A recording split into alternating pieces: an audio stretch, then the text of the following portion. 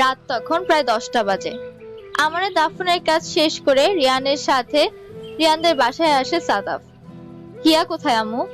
কাঁদতে কাঁদতে এইমাত্র ঘুমিয়েছে।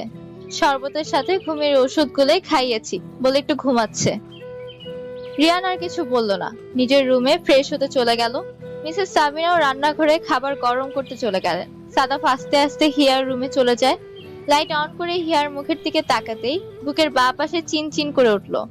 এই দুদিনে শরীরে কি অবস্থা হয়ে গেছে! চোখের নিচে কালি পড়ে গেছে। কতদিন যেন ঘুমায় না। সাদাফ হিয়ার পাশে গিয়ে বসলো। মাথায় হাত বুলিয়ে উঠে আসার সময় হিয়ার পাশে একটা নীল রঙের ডায়েরি দেখতে পেল সাদাফ। ডায়েরিটা নিতে গিয়ে হাত সরিয়ে নিল। ইতস্তত করে আবার কি মনে করে যেন ডায়েরিটা হাতে নিল।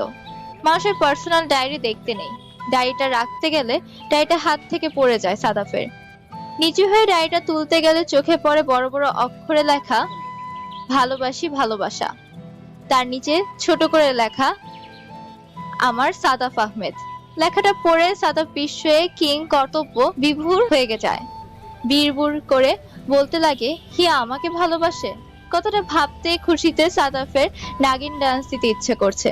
ডায়েরিটা তুলে রাখতে গেলে সেখান থেকে সে কাগজের ভাঁজটা পড়ে যায় ফ্লোরে। সাদাফ নিচ থেকে কাগজটা তুলে নিয়ে কাগজের ভাঁজ খুলে সে লেখাটা পড়ে স্তব্ধ হয়ে যায়।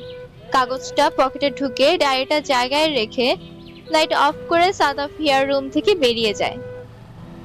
মিসেস সাবিনা খাবার খাওয়ার জন্য ডাকলে সাদাফ এখন কিছু খাবে না বলে বাইক নিয়ে বাড়িতে চলে গেল। সাদাফের চলে যাওয়ার কারণ আগাগোড়া কিছুই বুঝলেন না মিসেস সাবিনা ইয়াসমিন। বাড়িতে এসে সাদাফ কাগজটা পকেট থেকে বের করে ড্রেসিং টেবিলের ড্রয়ারে রেখে কাভার থেকে টি শার্ট আর ট্রাউজার নিয়ে ওয়াশরুমে গোসল করতে চলে যায়। ওয়াশরুম থেকে বের হয়ে দেখে তার আম্মু বিছানায় বসে আছেন। কিছু বলবো আম্মু?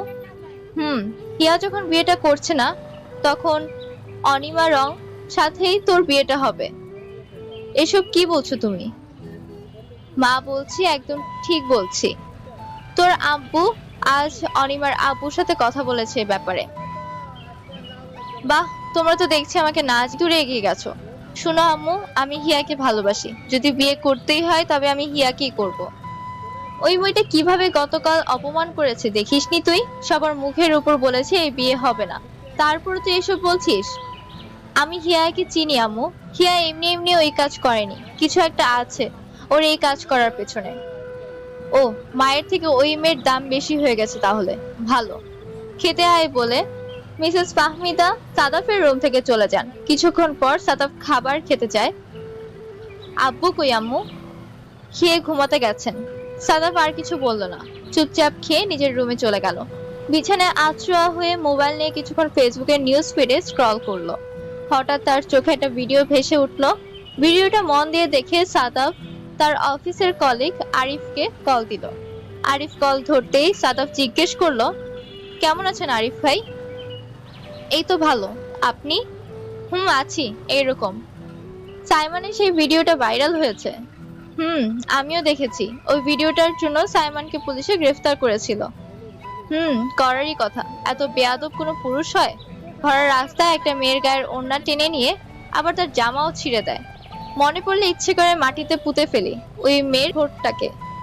শুধু মেয়ে খড়ি না, ওই সাইমন মানুষও খুন করতে একবারও ভাবে না। কিছুদিন একটা খবর শুনলাম সাদাফ ভাই। কি খবর? ওই সাইমন নাকি কিছুদিন আগে গাড়ি দিয়ে কোন বরযাত্রীর গাড়িতে মারাত্মকভাবে ধাক্কা দিয়েছে। তার ফলে বরং যাত্রীর গাড়িটা উল্টে গিয়েছিল। ড্রাইভার তো ঘটনাস্থলে মারা যায়। সাদাফের কাছে এখন সবটা পরিষ্কার হয়ে যায়। কি করে জানলেন আপনি? ওই শিহাব আছে না আমাদের অফিসের পিয়ন, ও নাকি দেখেছে যে গাড়িটা ধাক্কা দিয়েছে, সেখানে সাইমনকে দেখেছে। ও আচ্ছা আরিফ ভাই, রাখি, ঘুম পাচ্ছে, সকালে অফিসে কথা হবে। সাদাফ কল কেটে দিল। সাইমন আমানকে মারতে গেল কেন? আমানের সাথে ওর কিসের শত্রুতা? একটা মানুষ কতটা নীচ হলে মানুষ খুন করে? ছি। আজকের পর্ব এখানেই সমাপ্ত। আশা করছি আজকের পর্বটি আপনাদের অনেক ভালো লেগেছে। আর সামনের পর্বের জন্য অপেক্ষা করুন আর আমাদের পাশে থাকুন। অবশ্যই কমেন্ট করে জানাতে কিন্তু ভুলবেন না আপনাদের কাছে কি মনে হচ্ছে, পরবর্তী পর্বে কি হতে পারে।